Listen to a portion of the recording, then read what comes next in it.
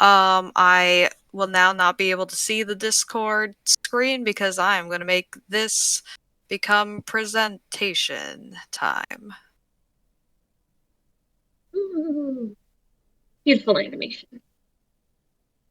Yeah, we'll see what's still animated on this when we go through it, because a lot of it probably was ready for animation, but not all of it. But yes, Raspberry Cosplay, aka me, aka Finley, and Rebecca, aka Becky. We're presenting you Cosplay 101. And these are just our fun little pictures. Which actually, can you see my little mouse circling my face over here? Or no? It's Yes, we can see it. Cool. That is exciting. All right. Here we go. In onwards. Cosplay. What is it? Well, putting it together, it's just costume and roleplay to create cosplay. But don't worry, you don't have to do the role-playing part. I know sometimes people get very into it, but you don't have to roleplay along with it. But you can cosplay whatever you want. Whether you bought it, made it, or both, there's no wrong way to cosplay. And I've seen a lot of different types of cosplays. Like, obviously, there's a lot of anime cosplays, some video game cosplays. We're talking about Tangled cosplays. And my favorite one that I've ever seen was somebody cosplaying Flo from Progressive and the Mayhem guy at a con. It was amazing. and technically Halloween. There's a lot of cosplay that goes on there. Not that people would call it cosplay. Yeah, but you know, just normal Halloween. Bring costume in the yeah. There's so many different ways you can do cosplay. And we'll go over them. Yes. And off we go. Here's random cosplay pictures. So it's just kind of like a fun little mesh of just like a bunch of fun times that I've taken pictures of. Even like we got our Zelda over here with little baby Link, you know, as you gotta do the children cosplay. And we have our like Love Live idols, where a lot of us like bought those cosplays. We've got our fun Soras, and of course Five Nights at Freddy's. I hope you guys are all as excited about the movie as I am, because I'm very excited. But yeah, these are just some fun pictures, just to get you hyped for cosplay. Now to talk about making it, buying it, and closet cosplay. And yeah, we're going to talk about all sorts of fun stuff. So off we go. Our first is talking about making, whoops, get out of there, down thing, making the cosplay. So obviously there is sewing, and I know that can feel very intense to start off with, but you can do it. You can sew. Some libraries will actually have sewing machines that you can use or borrow. The library I work at has a library of things, and a sewing machine is one of the things that you can check out like you would a book. Patterson Library, we technically have one. It's just in storage right now. So if there's enough demand, we can totally bring it out. Yeah. And at my library, I have a little anime and cosplay club. So if people are working on cosplay, sometimes I'll bust it out so that we can all work on that, and I can show you how a sewing machine works. And using sewing patterns is always very useful. And they go on sale a lot. Like, I know a lot of times the patterns will be like, yeah, this pattern's $20.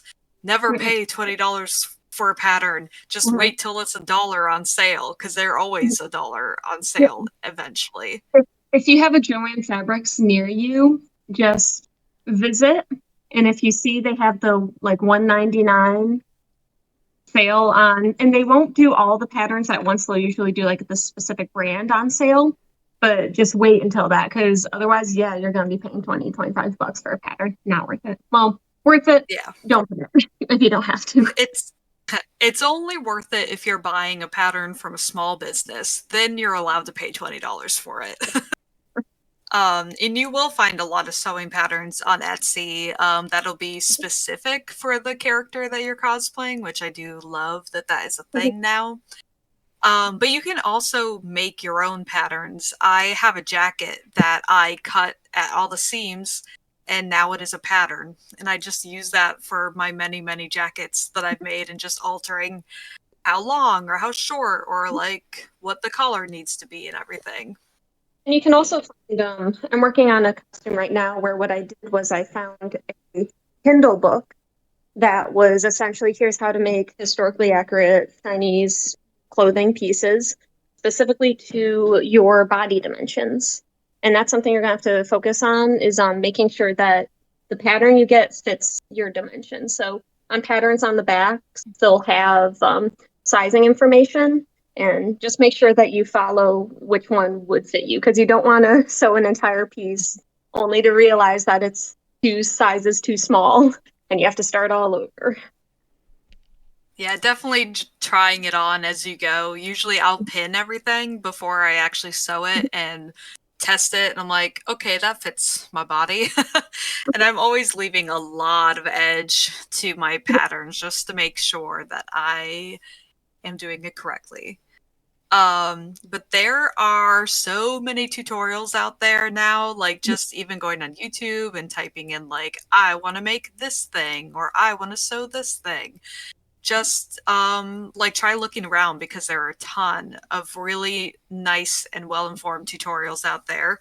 And then I also put in there, ask your elders, because I have definitely plenty of times been like, hey, random person I know that does this thing, can you make me this thing? Like I had a friend who does woodworking and I had him carve me a really cool sword. And what other crazy thing did I do? Oh, I had a friend with a 3D printer too, which we'll talk about 3D printers, but where I was just like, here, print this out for me. And they got that done for me. So you never know what somebody in your life might know and can teach you or even help you do it. And just remember, it does not have to be perfect. You know, especially if you're starting out, just do what you can and just have fun with it. Especially like putting your own spin on it, which is what I love to do, where you can add in other crafts like embroidery, beading, crochet, knitting, origami even. So if there's something like you know how to do and you're like, that would be cool to add into this cosplay, like everyone's gonna love it. So you can see over here, I have Big Pig, and I'm over here with the fun Mabel who had a Waddles that we both crocheted our fun stuff. And so, of course, we had to take a picture. But I love adding crochet into my cosplays. And like the one at the bottom here with the umbrella, I actually sewed the umbrella together and beaded it. And it was a horrific 40 hours of work. And just, I guess, be prepared. When you're making stuff, it always Nothing's takes quick. longer than you think it will. Every time I think, yeah, I can do this today. And every time I'm like, okay, I guess tomorrow. Oh, and a good rule of thumb, never sew after 9 p.m. or just when you're tired, because you will make a mistake and you'll wake up the next morning, look at what you did, and realize that you did terribly and you'll have to redo it. And it's always good to just like, if it's getting frustrating, just set it down. Just put it down for a little bit. We come back to it and you're like, okay, now I've got it. Sometimes you just need a little break. I think is the next one still making cosplay stuff.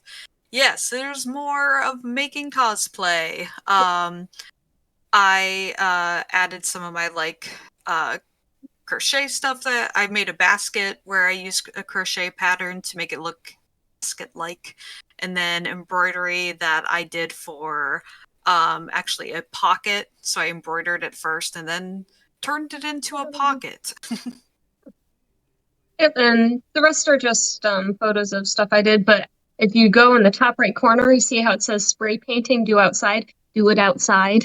Do not do anything that sprays. And if it smells bad, there's probably a reason why to your brain it smells bad. Probably not good for you. Do stuff outside if there's any risk, because it will save you in the long run.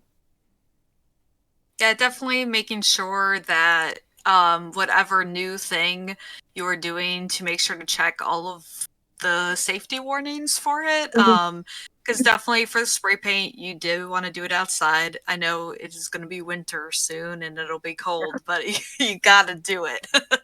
Or even just like uh, sometimes in the cold times where I needed to spray paint something, I'll do it in the garage, like, and make sure I have the whole garage door open. You want to be as extremely ventilated as possible, but yeah, usually if you're looking at a tutorial that has something like new that you're working with, it'll usually give you some safety warnings like, hey, don't do this inside.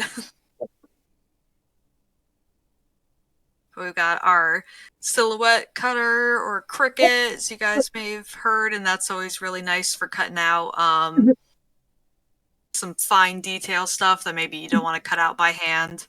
And it can cut out stuff for the for like shirts and stuff that you can iron right on, which is always really nice.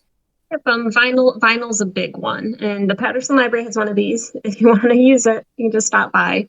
It can't quite cut through it can cut through very thin wood, but very difficultly. So for the most part, stuff like it can cut fabrics, but like small, thin 2-3 millimeter EVA foam and vinyl are sort of the things we're gonna go for with that. Yeah.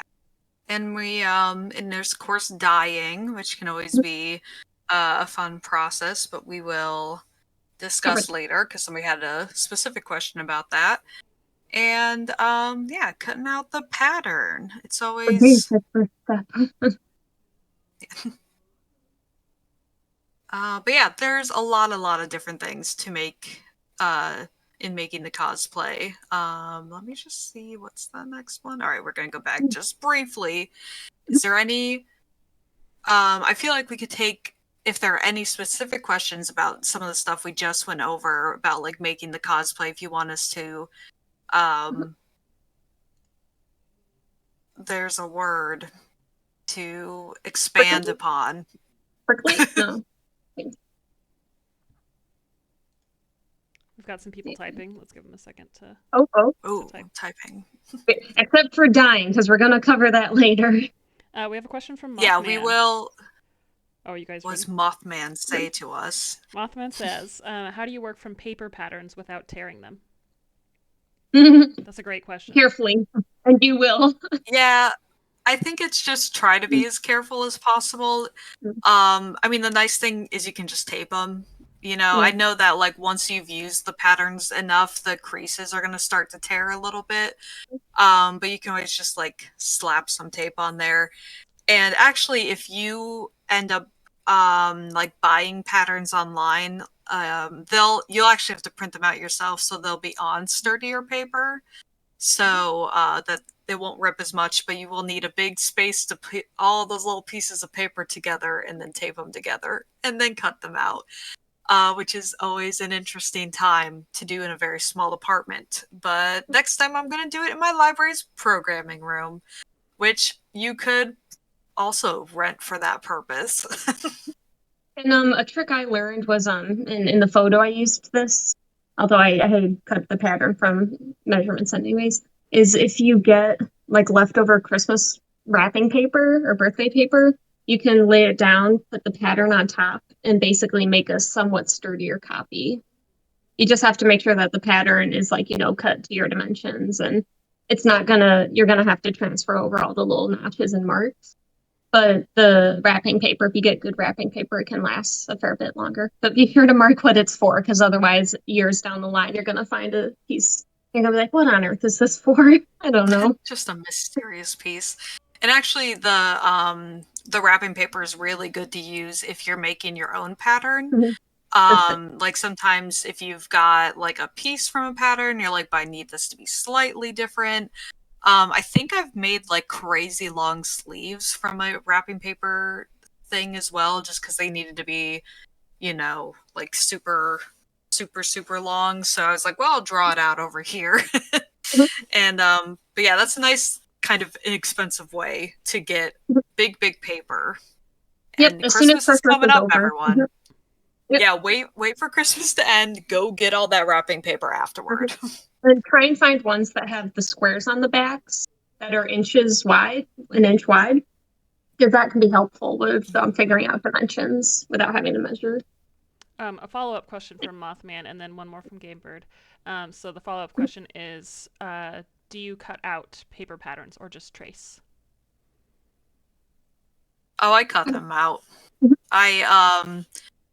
Yeah, I'll cut that out whichever, because sometimes patterns will have um not you won't need all the pieces to a pattern, because especially those types that you're going to get at Joann's, they'll be like, I have 3 different skirt options in here. But yeah, I always just cut out what I need to use, because I just am generally careful with it and I don't really have to deal with it ripping too much, so I've always just cut them out and used that. Yeah, in worst case, if it rips, a little strip of tape and carefully tape it back, and it'll be good. Awesome. And then a question from Gamebird. What's the time commitment for making cosplays? Oh God, I mean, it depends. It depends on how hardcore you go with. Yeah, I mean, like what I said with the beating that umbrella, I think the entirety of making that umbrella ended up being 70 hours just for the umbrella. And um it just depends like how much you're doing. Are you doing the whole thing from scratch? I try to give myself, I guess, like at least a few months to work on a cosplay, depending on how busy I am. Like I'm doing another competition piece at Techo for next year, so I am starting now because I started in like February last year before Techo, which was in July, and I was still gunning it right down to the last second. But obviously, if you're buying stuff or maybe just altering things, that's going to take a lot less time. And obviously, since I was doing like competition stuff, I had to put a lot of like specialized work into it for it to compete in the category I was competing in. Yeah, and there's basically to get the same results in appearance, there are different things you can do, each of which is going to take a different amount of time. In undergrad, I made a quick cosplay, and instead of sewing on the vest, like little cutout things, I just slapped glue on it. I just slapped it in place, and obviously that would be a lot quicker than actually going in and sewing it. So if you're not making a competition piece, what's the how many feet rule? The like 10 feet rule, where as long as it looks good from a through a camera from like 10 feet away, good. There are Yeah, little quick tweaks you can do to get stuff done quicker. yeah. Another follow-up question from Gamebird. How much setup and time is needed per session of making it? And what's the minimum time you can take for a session setup and doing? I mean, it really depends on what you're working on. Again, like maybe if you were gonna do dyeing, I would like set aside a day where I'm testing out the dye, seeing what colors, what I need to do to get the colors I need. It might be a several day process because you kind of have to wait for that to dry and to see how well the color takes. But like if I'm crocheting something, I just sit down and crochet whenever I get home and watch TV and crochet as I work on, my little basket down there in the corner. Yeah, like um, every half hour lunch break at work, I just have a little pouch with my embroidery and I just eat and embroider. And there's like no setup. There's taking it out, putting this embroidery thread through, and bada bing, bada boom, going. But yeah, no, dyeing. Oh my goodness, dyeing. Yeah, you need setup for dyeing. Or like I did yes. the spray up above the plastic dip spray. You would have to do a little layer, and then you'd have to let it dry for like an hour, and then you'd go back and do another layer. And so that, yeah, it all depends on what you're doing. Yeah. So unfortunately, it greatly varies. But kind of the more you do a thing, the more you know how long it'll take. Even though I try to guess how long it'll take me to sew like a shirt together, I'm not always like super correct. But but yeah, unfortunately it's all over the place and there's different things. There's things you can do quickly, things you can like just take out, do whatever, things you might actually have to set up. So unfortunately it's all over the place. I have found I bought a crafting table, and just having a space that I can just throw some big aspect of the project on. And that helps because then if I'm like, okay, I want to work on it a bit, okay, I'll work on it. Okay, I have to go do something else. And it's always there. So the setup time is just whatever the first setup is, and then you can just work on it whenever. Versus if I had to put the project away every time, that would add up every time having to take it out.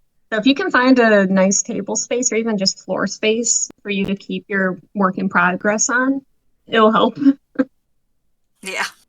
I got one more question from Oh, Mothman. What cosplay competition did okay. you say that you were competing in? Because they want to come and beat you. They're just kidding. But Oh, well, But we'll talk about competitions later. I'll be competing at Techo 2024 again this coming year. So yeah, that's where I'm going to be at Techo, all right, let's just keep and going. that's I in think Pittsburgh. I can't remember where you're from, Mothman, but yes, to the next slide, which is buying a cosplay. Both the pictures over here are cosplays that I have bought, and especially like literally any sports uniform, it's I feel like not worth it to make. Just buy those things. But there's a lot of things you kind of have to consider with buying a cosplay, which is being able to measure yourself because these cosplay sites are all going to be like we're Asian sizing, which means there's Yep. no one is fat in Asia, and I'm like I hate you sites. So you have to just be careful And make because sure, they sorry, make sure if you get your measurements, do inches, but also do centimeters while you're at it, because a lot of cosplay stores will be from Asia and they measure in centimeters. So if you go and go like, okay, it's this many inches, it'll fit me. Well, no, it's actually centimeters. Surprise! It's 12 sizes too small. It's yeah. be careful. And so if you're looking at the cosplay specific websites like probably like Doki Doki cosplay, nope, MIC costumes, those cosplay specific websites, you've got to look for specific things, which are what their sizing is. Um, some people will do custom sizing, but not all of them, and sometimes only for specific cosplays. I almost always have to do custom sizing because even their largest sizes won't fit me, and I'm like that's cool for my self-esteem. But don't worry about it because they're dumb and they just make them really really small for no good reason. And there's always a chance that the quality is going to be very bad. That's always kind of a risk you might take with these websites. I have definitely seen some very interesting stuff from MIC costumes, and but the good thing is if you can do a little bit of making the cosplay, if you buy your like costume from somewhere and you can just like do the alterations to it, that's always really nice. But you're really going to want to be looking at those reviews, everyone. You got to see who is wearing the costumes. What do they say about the costumes? Um, do they say, yeah, literally fell apart upon arrival, like, because you can find a lot of cosplay specific websites, but if they have absolutely no reviews, maybe don't trust that one.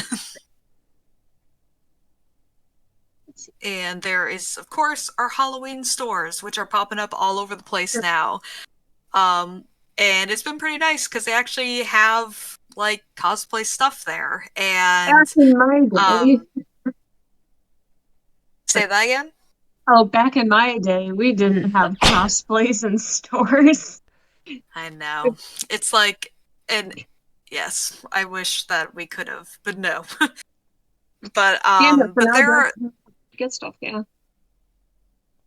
yeah, there's a lot of stuff, mostly from just whatever's the popular anime at the time. So you're probably gonna find Demon Slayer, Naruto, oh god, I was at one recently and now I'm like, what did I see there? I've actually bought a Kingdom Hearts cosplay from there and like kind of spiffed it up to be like a spooky Kyrie costume, which was a lot of fun. But yeah, they've really started getting some good stuff in there, and sometimes you can just find parts of your outfit that you need.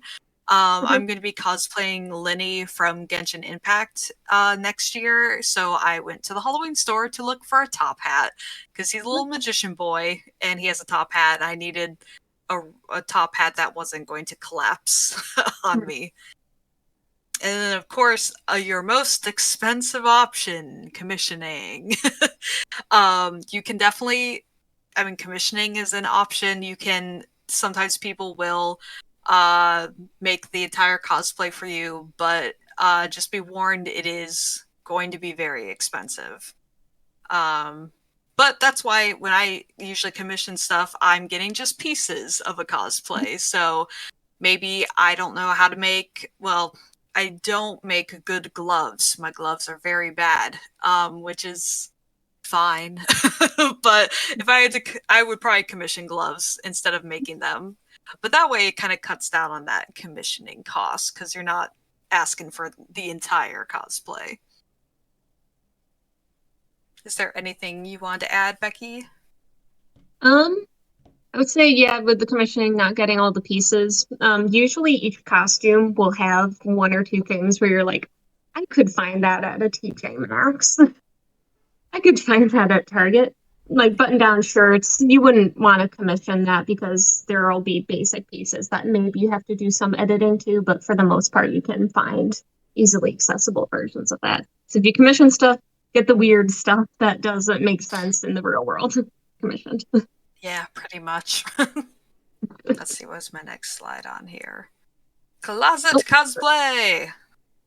Unless we have a specific question about buying a cosplay. I don't see any in the chat right now, but I will okay. keep you updated.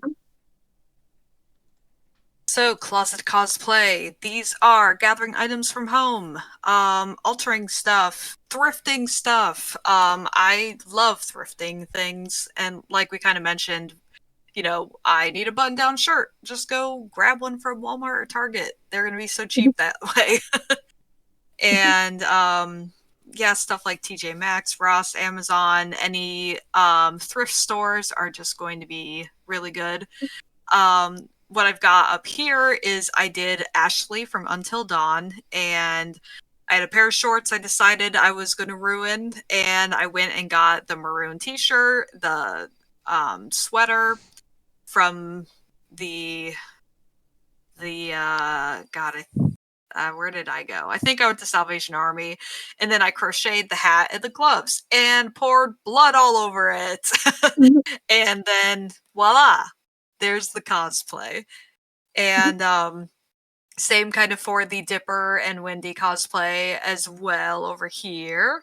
I bought the vest from Amazon, and it hilariously was way bigger than I thought it was going to be, but it worked out perfectly because it made me seem like a little boy, and I was like, perfect, that is what I need to be for Dipper.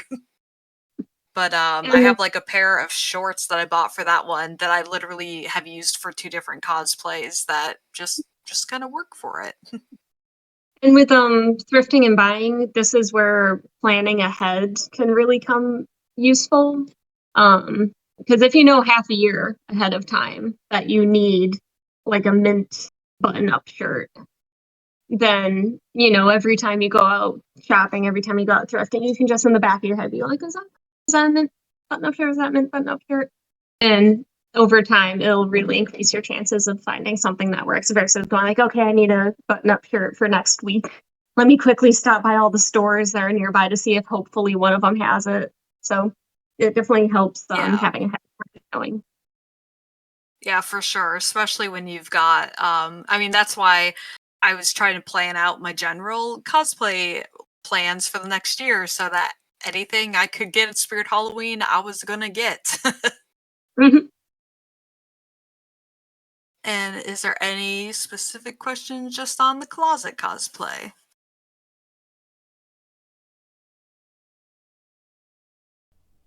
No questions that I'm seeing. Lots of good Okay, cool. commentary on how you're never too old for Halloween, which I agree with. Yeah. It's exactly true.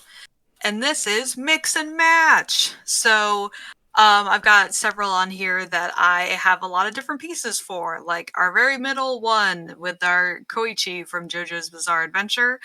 I actually bought this uniform from it was hilariously for a different JoJo character, and it had a really long coat to it, so I chopped that to the height I needed, added all the fun gold bangles and buttons, and then I became Koichi. And so that was like buying an actual cosplay from just like one of the cheap sites, but then altering it. And over here I did Lumine, which I did buy this cosplay, but I crocheted all my little Genshin slimes for it. So I'd have my maid Lumine outfit with my little tray of slimes. And down here in the corner, my Glamrock Chica cosplay, where a lot of it was like I bought the leotard, the tights, but I made the shirt and the fingerless gloves. I can make fingerless gloves, but not actual gloves. And I actually crocheted the leg warmers for it. But I bought like the earrings and the choker specifically from people who were making specific Glamrock Chica stuff for that. And if you're in Pittsburgh, you can come to the Lorian West Trunk or Treat and see me having a trunk or treat set up for Five Nights at Freddy's in this one. And we got our Homestuck throwback up in the top right corner. I am the orange one, and let me tell you, we don't really talk about body paint, but please use water-based. We use the water-based body paint instead of the oil-based body paint because my ears were orange for a week after this one. But I made like the pants. My friend actually made like the jacket. I altered a pair of boots to have like little like bird feet on it, and altered the gloves to have little claws on it, and yeah, and then our little baseball one down here, I actually bought like baseball pants and a baseball jersey, and then heat and bonded the name for the character's team's name on there, um and of course bought an actual baseball glove. I wasn't gonna make a baseball glove. but there's all sorts of ways you can like work on parts of it, buy parts of it. Um it all turns out really nice either way. Is there any brief questions on this before we move along to I think maybe wigs? Yes, wigs. I don't see any in the chat, Do we but have questions? if you Okay, do have cool. questions, I will keep track of them. So Wigs! Where to buy? There are a lot of places you can buy wigs. There are US based stores like Arta Wigs, Five Wits, Epic Cosplay. Those are ones that I typically buy from. You can also always buy an eBay wig, or those cosplay specific stores. But let me tell you, they are going to look styled in the picture, those eBay and cosplay specific stores. They are not going to come to you styled. You are gonna have to style them. I promise you. I feel so bad every time I see somebody like, this didn't come styled. I'm like, it never will. The bangs are gonna be long. You are gonna have to cut them. But I promise you it'll be okay. There's so many nice tutorials out there for styling wigs, and I know Arta Wigs and Epic Cosplay specifically have YouTube videos that they will post. But like please ignore the crimping. Don't worry about getting a crimper. don't crimp. Oh my god. I'm sorry. It's more like it's a pet peeve, but you can just tease the wig and get the exact same result, and you don't have to buy a crimping thing. Yeah. And you just have a comb, you just tease it. It's fine, I promise you. And you can commission a wig. Some they are going to be expensive, most likely. I don't know how much. Do you want to say how much that Varian wig was? So there are tons of commissioners. If you go on like Twitter, Instagram, you'll be able to find commissioners, but each one has different styles. I know the famous one for the sort of cartoony and big is Umbra wigs, and they are super expensive. I don't even know how much it would be to get. So the one I got specifically because he does more natural looking hair, but unfortunately he's over in France. So along with shipping and the commissioning itself, I think the wig was like 130, 140, maybe $150. It was from French currency, so I'm not sure. I feel like that is typical for commissioned wigs, is going to be anywhere between 100 to 200. some of the really, really crazy ones I've seen And it at all 500. depends on what it is. Like mine, because mine's short and it has brown highlights and blue highlights that he had to sew in, so that added a bit. But if you get one with like ponytails or like big poofs, it's gonna go up. Oh yeah. But I wanted to show you guys on here that like this one over here, another Homestuck throwback, but this was just a wig I got off Amazon, and hilariously I used it for a ton of cosplays. Like I did a Katniss cosplay to one of the movie openings, and I like used that wig, and I did a cosplay from this British zombie show called In the Flesh, where I just used that wig. That was the definition of cosplay, a closet cosplay right there.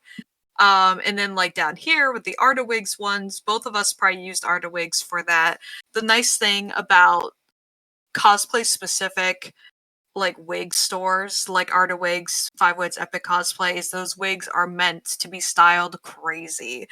As you can see, I had to get Crow, the orange-haired one, to stand straight up. I needed a very specific wig type that would do that. um, and they'll usually tell you in the descriptions of those wigs like what they are generally supposed to be used for. And then over here with my Winifred from Hocus Pocus cosplay, the wig I'm using is a Spirit Halloween wig that was a child's Merida wig, and it is is bobby pinned to heck and back. It is there's probably like 100 bobby pins in there to get this wig to do what I wanted it to do, but it still looked really good. There's definitely, no matter what, like whether it's like the cheapest wig you can get versus the most expensive wig you can get, there's definitely a lot of different things you can do to still make it look really nice. Yeah, and And that's I actually think, the next slide is styling, which might be good to yeah, hop on over to we talk about have how to make not originally good looking wigs look good. So we've got our styling. You are gonna generally for tools for the cutting, you're gonna want your scissors. You don't need to have thinning shears, but they are useful. Hair ties to keep certain parts of your hair out of the way, and clips as well for that type of thing. For the crazy styling, you're gonna want that hairspray, that glue, that hair dryer. I literally that crow wig is all got to be glued and then hair dryer. It sticks it right in place. And I will say, be careful with the got to be. So you're gonna spot it in the stores because it's bright yellow. It's like the brightest thing in each Yes. aisle. Make sure, unless you're doing very specific things, get the hairspray. Because I made the mistake when I was young of getting the gel because I thought, oh, it's got to be. That's what people are talking about, and it's really hard to work with, and it was not the specific kind that I needed. So for the most part, get the hairspray because the hairspray is going to be the thing you're going to use. Yeah, and generally everyone's gonna be like hairspray for that one.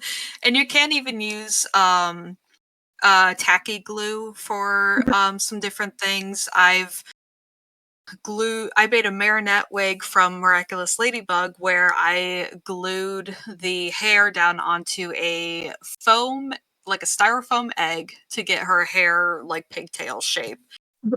So like people use tacky glue for that, and sometimes if you want your spike to be perfect, you need to put just a little bit of tacky glue at the end of that. And obviously there's like adding the extra hair, or adding any extra thing, I guess, where you can usually sew it in or glue it in. My Magnus cosplay up here, I actually made some sideburns for it and sewed them into the wig, and then I taped them to my face. That one's a very fun cosplay. And my Princess Tutu cosplay down here, I actually glued the feathers onto like a little foam piece and then sewed that foam piece into the wig, and then I had that nice little like feather part to that wig. And you can always attach the accessories, like I've got from my Yao Yao one over here. I've got some bells that I have tied in there. The bow, the hair braid bow was made separately, and then I sewed it into the wig. Because gluing things into a wig makes me nervous, and I like to sew anything that I can sew to make them And I've feel. heard, yeah, so sewing solid, I've also heard of people using magnets for stuff that specifically you want detachable. So like I've seen like horns, or maybe when you're traveling to a convention, the wig has like a headpiece that you just know is gonna break if it's attached. Where if you attach it with magnets, then you can just pop them off when you're in storage and you don't have to worry about them. So it's an option. Yeah, we've definitely. My friend had a Bakura wig commissioned, and some of the extra hair spikes had little magnets that they would like snap right into. Magnets are great for a lot of different cosplay things, and they work really well for the wig part too. Do we have an? I'm just gonna check the slide right after this. No, we're not at that slide. All right, asking any questions you have specifically about wigs. We do have 2 questions so far. Mothman asks, how do you put on a wig properly and make it stay? It so generally, like, I'll put on a wig cap to make sure my normal hair is all like kept back there. I usually, depending on the wig, like that Yao Yao wig, I have to very carefully set it on my head. That's not one I can flip and then put over because those bells stay in there the entire time. Um if you have one that's really hard to keep on your head, there are usually two little Clips. clips in the back so that you can adjust how tight you need the wig to be. You can get the wig like real tight and that'll hold it there, but there's also like wig tape that you can use, and That's a sometimes question. people have like those headband things that like really Yeah, kind of like latch on to the yeah. wig underneath. So you can get these on I've Amazon. They're just like velvet. And specifically, the grain goes in one direction. So you want it so it's the side that like is hard to pull against. And then you can use this, just put it on. And it essentially acts as a base so the wig doesn't slide back. And it's a Yeah, nice and wig. generally I've never really had to use them, but I guess it depends how much hair you're putting under your wig. Yeah, like I I've have a long waistband wig that I'm gonna be having to deal with come November. And but yeah, go to bobby pins. Just throw them in your hair. Doesn't matter how many you have in there. You need Yes, more. you'll definitely want just some bobby pins on hand. But yeah, generally, I've never really had to use any of the extra stuff. It's only been maybe just tightening the back clips, and just making sure that I place anything in a specific area to make sure it doesn't fall. And you can buy extra ones of those little clips. Usually wigs come with like two in them, but you can just buy extra and just sew them right in. So then, like I sewed more into mine, so I think I have like 2, 4, 6, or might have like 8, where I just like threw them all in, sewed them all in. which is good for support. But it does hurt when you first put them in because they're flipping through your hair. What Yeah. was the Another question from P. Was there I have hair a little on the longer side, and my hair won't hide under a wig. How would I hide my hair properly? generally you're gonna want to braid your hair. I think that my friend who has longer hair, she will actually like French braid it. And then like have the tails just kind of like pinned to the back. But Yeah. definitely like braiding helps like at least capture all your hair in one like general area, and then you're just gonna have to arrange those braids in a particular way on your head. Yeah, if you have short hair, you can usually get away with just having like a ponytail, flop it up, put it under the wig net. But if you have longer hair, doing like 2 or even 3, where you do braid specifically, because then you can pin them in a little bit easier versus loose hair, which can technically there's a bit of a risk of it sliding around and then poking out under. But yeah, so if you have longer hair, we'd recommend you basically making 2 side braids and then just putting them on top in which way, as long as they're on your head. And then good old bobby pins. Yes. And then always use a net. Doesn't matter if you have short hair, long hair. These specifically, the ones that have these holes, you can find ones that are like solid fabric in stores, but those won't be as good because you can't really pin through them, bobby pin through them. So get one of these, they're Yeah, nice and the cheap. wig. And if you buy wigs online, they tend to give you these just a freebie. Yeah, or you can even add them on. I know, like Arta Wigs and Epic Cosplay, you can just be like, "Yep, $2. Add that on, please." So I always use them, even though I have pretty short hair most of the time. It's just nice to kind of get it out of your way, especially when you're. Usually I'll put it on and then I'll start doing my makeup and then I'll put the wig on. So it's just nice to get my hair out of the way, get my face all prepped, and get ready for the cosplay. And if you start getting a headache because obviously because of the wig, just take it off. Because if you're starting Yeah. to feel a headache and you think, oh, I can push through this, it's fine. In an hour, you're gonna get a migraine or a massive headache at the very least. It's totally fine to take a break. When I was at Anime Boston, I was just sitting in one of the back hallways, bald headed, no wig on for like half an hour because I needed it. And everyone like understood, didn't get a single second glance because all the cosplayers were just like, yeah, I understand. Yeah, it's very typical to just kind of take off your wig at some random part of the day and like lay down somewhere. It's very typical. Yeah. Yeah, so don't worry if you have to take it off because you get a headache. Totally understandable. And what was the next page? Ooh, next page is props. Yeah, it looks like we're on page 11 out of 20, and we have like 15 minutes left. Yeah, let's keep going. Well, we will keep on going. So we got props. So find a pattern or a tutorial or ask someone. I promise you, there are people who can help you, or Mhm. there's a tutorial that can help you. And even if it's not the right tutorial, you can always find a similar thing to what you're looking for. And 3D prints are your friends. Some libraries have 3D printers you can use. I know mine, the Cooper Siegel does. I don't know, does Patterson Library? We don't anymore, but the James Prendergast Library in the system, they just started last month, guys, where you can send in the pattern and they will print it for you. So So take there's like advantage a of lot that. of really, yes, please do. Like there are plenty of libraries and their maker spaces that are going to have 3D printers, and they're usually very cheap for you to use because while the 3D printer is expensive, the filament for it is not. One of my favorite places to get patterns or kits is the Dangerous Ladies. They do commissions. You can just get the kit, or you can buy the 3D printer pattern and then like bring it to your library. The one down here is a set that I bought from them. They also do second sales, so they'll be like props that had some problem with them that they couldn't sell at full price, so I get them cheaper. Um, And there's a lot of free patterns on Thingiverse, and that's just a website. People just make patterns and put them up there.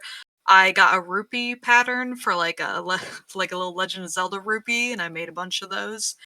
But there are all kinds of different tools and ways to make things, and like we mentioned before, safety gear. Keep a look on that safety gear. Mhm. But also very briefly, over here to my little Kukai from Shugo Chara, that rocket board was a old snowboard from Walmart that I spray painted and then attached to like, I don't know, soda bottles that I painted onto the side. And I was like, hey Dad, how should I glue this? And he's like, let me get the car glue out, because he works at an auto body shop.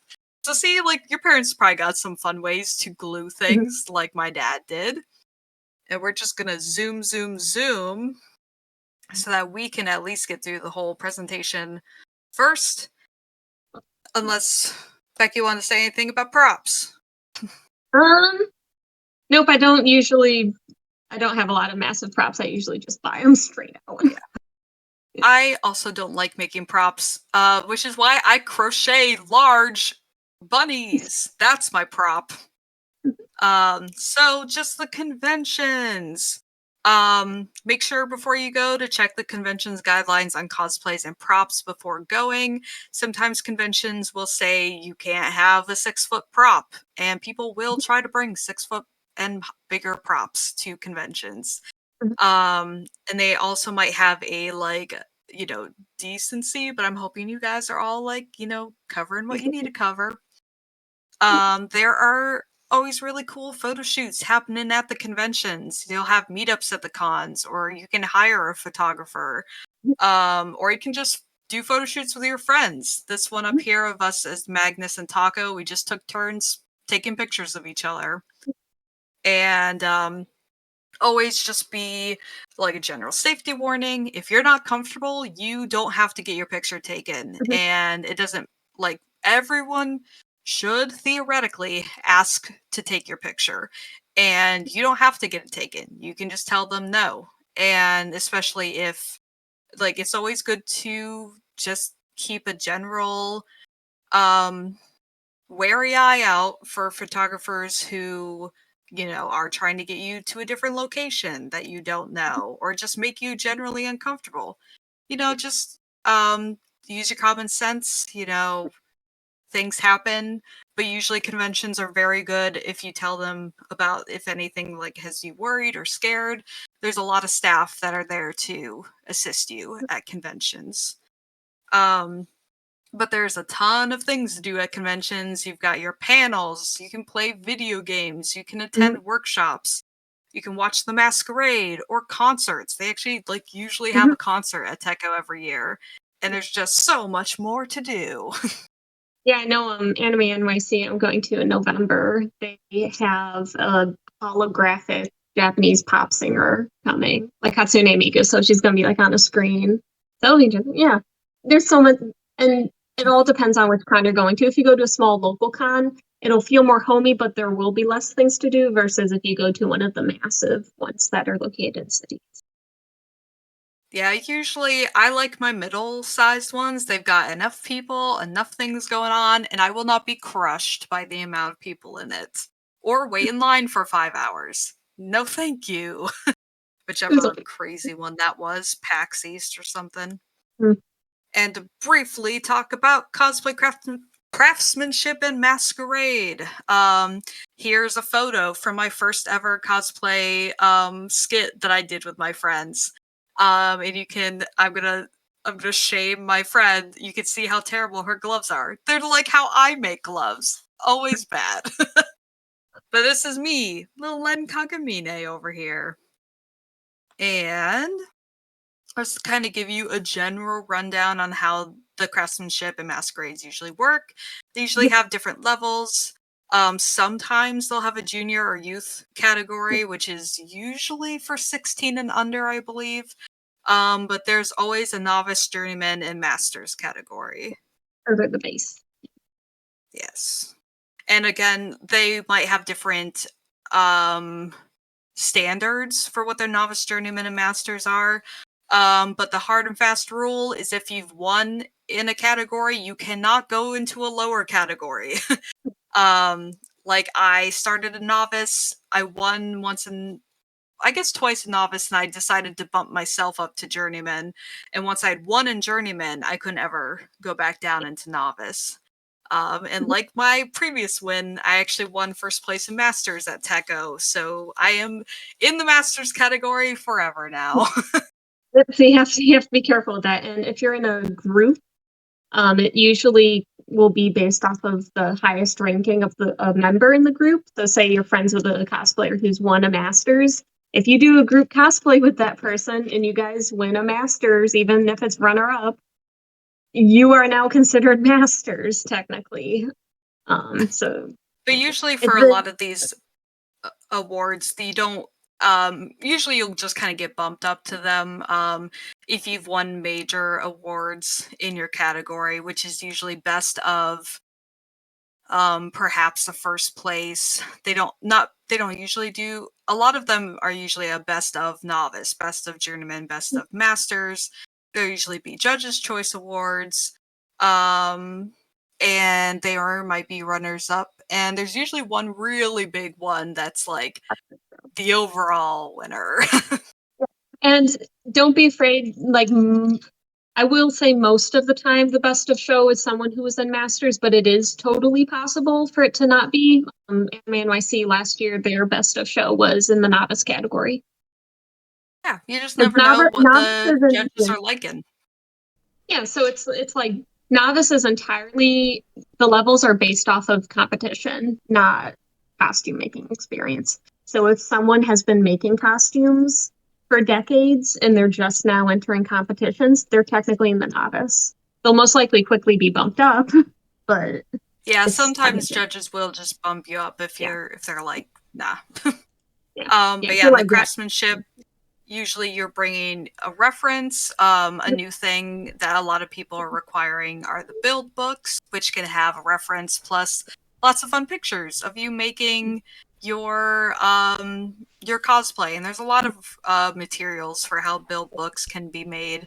But you always have to at least bring a reference for the character that you're cosplaying, because you can't expect the judges to know what character you are. They'll probably know a lot of them, but they might not know all of them. Usually a pretty hard and fast rule is that 70% has to be made by you. So like maybe you bought the shirt, but the rest of it's made kind of thing. Or you like, bought the shoes. Obviously there's not like a really easy way to do that 70%. But just try to think of it like 2/3 has to have been made by you. and for the most part, I will say don't worry about the shoes. Judges will not go like, oh, you didn't build your shoes. It's very rare that someone has actually made their shoes. And for the most Yeah, part, and I the think shoes and they the wig would. from scratch, they don't. They don't expect it. Yeah, I mean, like, you're not making a wig, but you're styling the wig. You probably wouldn't make the shoes, but you might paint them a different color or add something to it. That still counts as being, like, Yeah, made that by is a, you. well, yeah. Yeah, I'm just saying But yeah, because each anime con, market, where there was a person who built their shoes from scratch. yeah. And that's just, It's like, probably a cool thing that they know. Just a warning, But, we're like, at each 1 minute con, left. oh, So okay. yeah. But each con will have its own guidelines, so just see what the rules are. The masquerades, the skits part of it, usually you are having to pre-record it. You have to think about props and stage setup, and you're gonna have to practice that one. But again, each Pre-recorded. con will have its own. What are you saying? Yeah, pre-recorded audio. You still have to actually perform it on the stage. Although Yeah. during COVID, there were some pre-recorded like videos you'd send in, but nowadays it's all on a stage, so it's the audio, but you have to actually do the performance itself. So practice, kids, if you do it. But yeah, each con will have its own guidelines, so just check that out and see what you can do with it. And just wanted to kind of show you guys a little of my craftsmanship competition through the years, so you can kind of see where I started from to where I got. So like 2010 is when I started cosplaying and competing, and I did win the Best Novice Award at EAE with my little Shaoran cosplay from Cardcaptor Sakura. And like I bought those pants and I literally have a rubber band making them do the poof at the bottom. Like I just have 2 rubber bands on there. And even like the little symbol was just made out of felt. I didn't even finish these sleeves over here like a maniac. But like as you go through the years, start getting better. I made this entire crazy belt system from the He Who Shall Not Be Named anime that I have many feelings about now. And got like best tournament at that one. And I actually competed at Capsicon once and got a Judge's Choice Award with my Yang from Ruby. All the way to Tekelu this year, where I got first place in Masters after not competing since 2016. So it goes.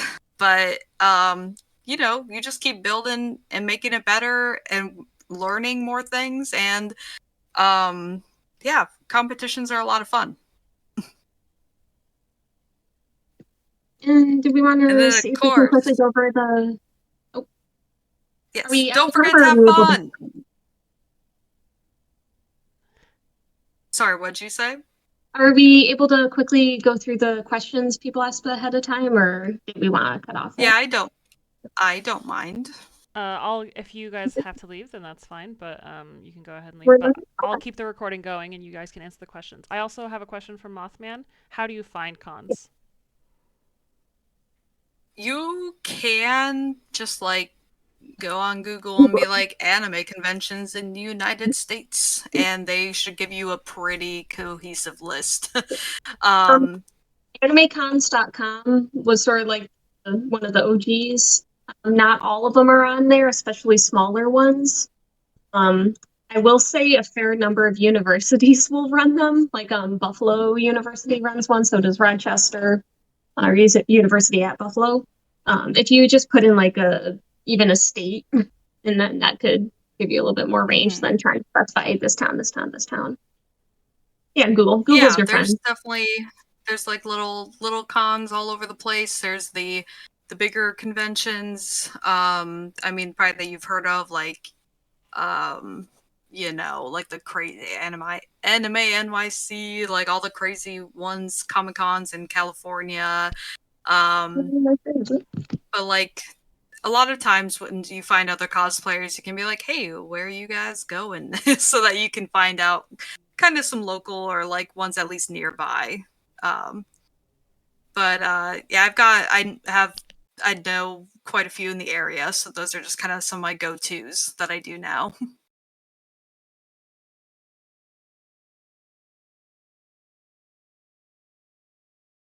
So, um, we had the question, how do you dye stuff without making a giant mess?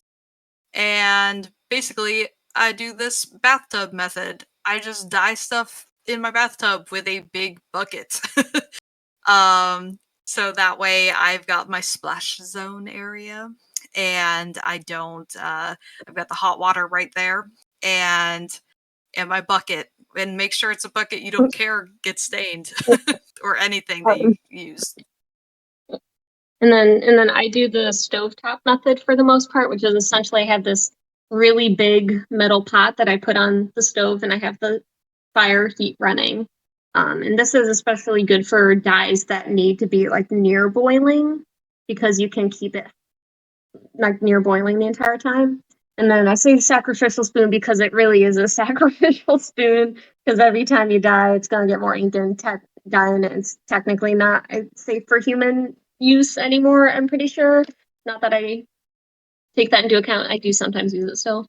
And then you basically throw the fabric in, and then you just keep stirring. And the longer you have the fabric in the dye for bathtub or stovetop, the more dye it's gonna get into it. So if you want it just barely tinted, you can put very little dye for the amount of water, and you can just not have it in there for super long. Yeah, and it's always good to do test the fabric, see how the dye takes to it. Mhm. Don't be like me and try to dye a swimsuit blue and it turned purple. I don't know how it happened. It was very unfortunate. But yes, we're just gonna keep on moving along. Do we recommend buying those very cheap knockoffs from Amazon for beginners? It depends. Please check those ratings and the reviewer photos. I think they're great if you want to spiff them up. If you're like, if you buy it as a base. I'm gonna be buying my Lenny cosplay, aka my mom's buying it for me for Christmas, haha. And because I don't want to try to figure out how to make a like onesie for it in pleather. Not excited about it.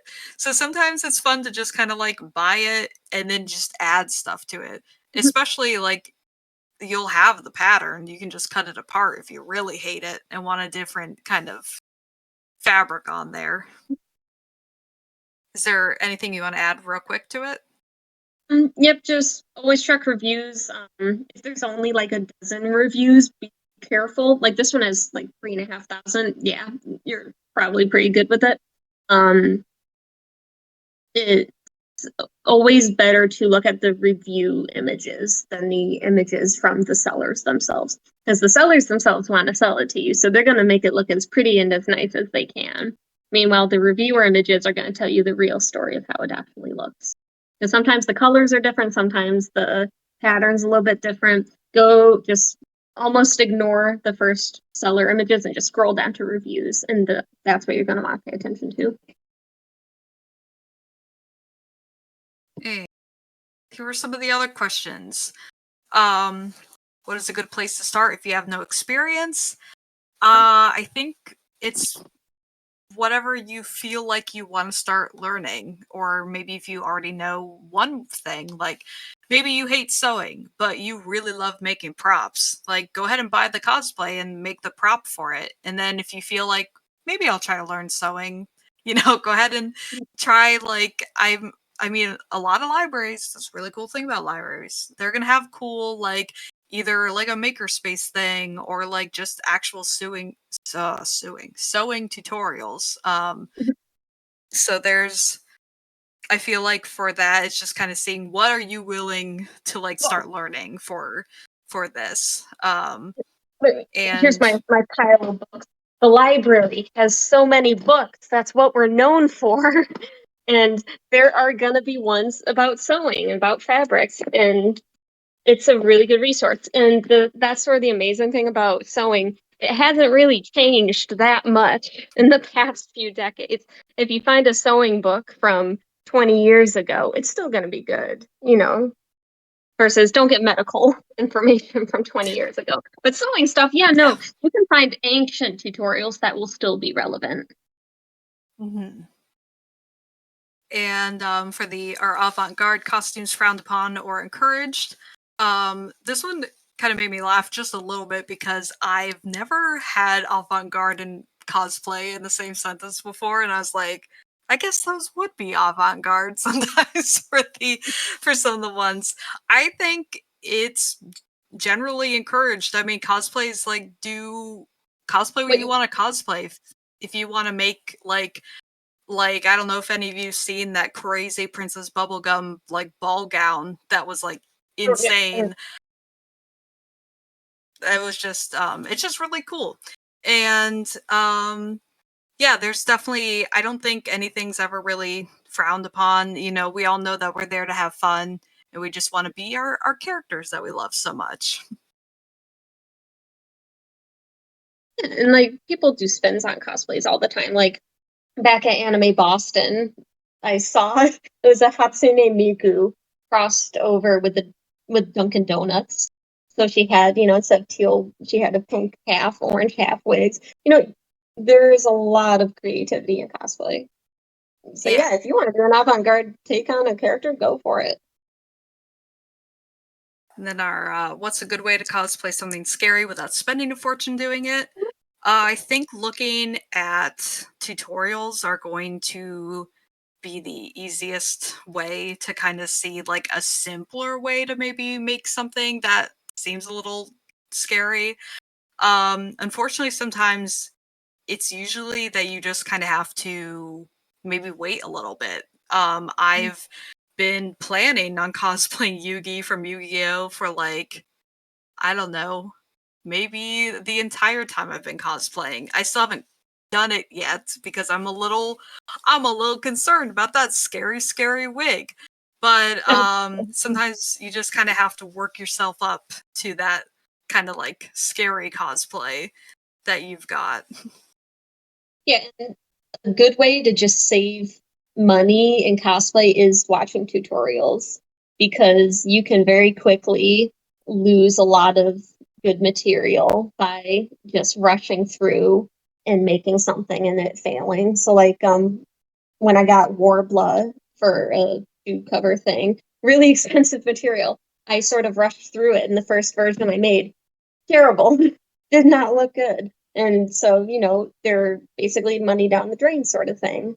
So for something scary, if you're making like sort of like fake gore or making pieces, just make sure what's the saying? It's like measure twice, cut once. Just make sure that you're following subs, following tutorials, and just being careful is going to save you money versus rushing. Yeah, cause definitely a lot of tutorials are out there to help you do it like a cheaper way. Like we mentioned, like with the gore, I mean, it's so funny what you can do with like literally toilet paper and spirit gum to make yourself look like you're real hecked up. I promise it's like you just need only a few supplies and you can really get it looking awesome. So just seeing what kind of tutorials around, the cosplayers know that you don't want to spend money and they're gonna try to make it so you don't have to spend money. And we've got, what is the most expensive cosplay you've ever built? This is a funny question because I don't like thinking about how much money I've spent on cosplay. I will tell you that Yao Yao, I spent I think $400 on all the materials for her. So yeah, I don't want to think about it. She's probably not the most expensive one I've ever built either. So you don't want to know. Yeah, and it's also based off of materials and what exactly goes into the cosplay. I know some people have found really good material at like thrift stores. Bed sheets can be good sources of printed but pretty plain cotton material. But as soon as you get into like the costume I'm working on right now is entirely made of cotton linen and mostly silk, which can get up there. So if you get more expensive fabric, but also where you get the fabric, and I love Joann's, my love. They're expensive, and use your coupons, Yes. but it's yeah. So the fabrics can add up. And like if I was just doing the costume, I probably would have been fine. But of course, and I prepared this because I figured I'd show it for the question. So like for example, this cosplay I'm working on, I was just like, you know what? They have like a sci-fi screen, so I'm literally gonna have a floating LED screen above me. But this thing was a kit that was like $60. I didn't need to spend that money. That just upped the cost of the costume by $60.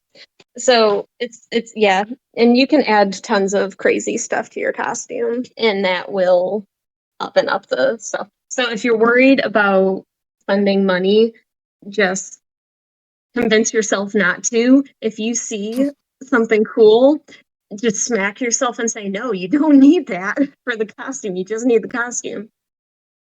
Yeah, you have to be Yeah, careful. and for like and just I guess on a disclaimer for my Yao Yao cosplay, I did literally compete with that one. So a lot of the time I was trying to find like the fabric I thought would fit the best. The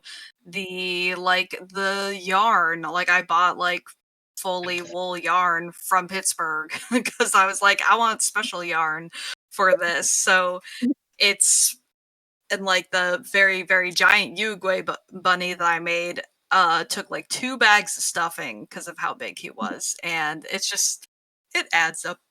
It really Yeah, just adds up a yeah. lot. And every single detail you add is going to add money and more than you anticipate. Because Right. let's say you want to add an embroidery. Well, you need an embroidery hoop. Then you need the fabric. Then you need the thread. Then you need the needle. You can use regular needles. which helps, but you still need to buy those needles at some point. Or like when I was in New York City, there was a costume, Manhattan Wardrobe Supply. I was just like, I'm gonna go and check that out. And they had like fake body parts, like mainly for gore, but they had this chin. I was just like, oh, my character has a long chin. Let's see if I can get that. And you can't just buy the chin. No, you need the sticky stuff that sticks to your skin. But I have sensitive skin, so I needed a special layer to protect me. But also, then I needed something to seal the foam so that it wouldn't eat all of my makeup when I put it on. And then I needed makeup room. Everything you add is going to add money more than you anticipate. So if you can start off with just like sewing, sewing you can do by hand or sewing machine. You can find sewing machines on clearance or at your local library. Plugging that in. If you can start off with like one specific thing and just going for it, that can help you save money. Because everything you add is more than you think. But yeah, if there are any questions that you guys would like to ask, the PowerPoint is officially done. I know we are at 8:15 now, but if there's I don't mind answering, and if you guys had any other quick questions for us. We've got someone typing, so we'll wait.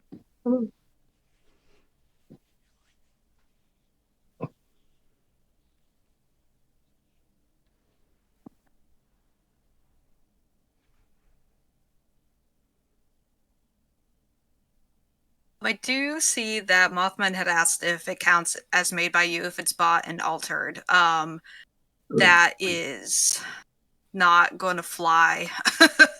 Definitely if you are buying like the cosplay and just altering it, like there are some things that you can alter and they still count that, like shoes. But I mean like buying a cosplay and then altering it is not going to fly for the judges. I mean, you can use that for a masquerade skit. That's what I would use that for, but not for the other kind of competition stuff. All right. Yeah. Our only question.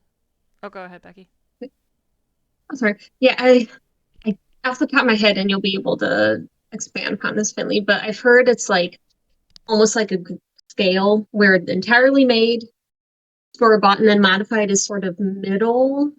So obviously, if you modify something at least a little bit, it's gonna help your piece more than if you just bought it fully outright, but not as much as if you made it directly from scratch. And I'm not sure how it plays into percentages. Is it like, yeah, how would it play into? I mean, I think I would say that like the only things when you're in a competition that they aren't going to like hold you against for not fully making it is literally just the shoes or the wig. I feel like but like those are both things that are supposed to be generally altered, but like if you're making it's so hard. It's so hard for some of those um and that's where like the 70% comes in. So like let's say you hate making pants. You just want to alter some pants. I feel you. I also hate making pants. Like they're like that's going to help build into your just like your 20% that are, little iffy about. But I mean just being pretty clear with the the judges what you've made, what you haven't made is always good move. But yeah, when we're talking about just alt, Oh, sorry. I was gonna say, or if you're buying a cosplay and then altering it, they're not gonna let that fly. I can tell you right off the bat. Yeah, and like percentages, it's hard. You go like, oh, obviously pants are 10%, while shirts are 12.5. Like it's hard to do the percentages. And I feel like judges, if you're on the borderline, I feel like they'd be generally relatively nice, especially in novice. If they're like, well, technically, if we add up the square inches used, you're at 68.5%. We're gonna kick you out. They're not gonna. Yeah, they're generally, pretty good about that. And I mean, really, it's what they're judging you on is what you've done. Like, if you haven't done anything with it, there's nothing to judge you on. If you've done a ton of work, like I, for that Armin, who shall not be named anime that he's from, I didn't make the shirt or the pants, but I made the jacket, the entire belt system, my prop was like a big old flag, and like there was enough extra that I had done where while they were a bit like, well, I don't know about it, but they were like, we'll let it slide for this time kind of thing. So it's really just like when you're doing a craftsmanship competition, you just want to show off all the cool stuff you can do. Yeah, just go like, oh, hello, judges. I didn't make the pants or shirt. Now let's move on to the cool stuff I did make. Ignore those. Right. As long as you're honest, just don't go in and say, oh yeah, I totally made these pants that have the Old Navy tags still attached to them. Yeah. Just be honest. And that's kind of why the build books are so nice, because you can really show them your whole process for making the cosplay. All right, so I guess if there are no other questions, we will be leaving y'all. Abandoning you. So thank you for coming, everyone, and for all the good questions. Yeah, I hope that that you learned some stuff. Feel free to if you want to ask, if you think of other questions, or maybe you're like, I don't know how to do this thing, or just want some advice, feel free to send me a message in the Discord or whatever. I would definitely be down to discuss cosplay stuff with you guys. Yeah, or maybe general or discussion or artist alley. Yeah, maybe we can look at making a discussion for questions. We'll see if there's enough interest. Yeah, if you have any questions, you Yeah. can ask them. I'm glad you had fun. All right. Thank you, everybody. Thanks for listening.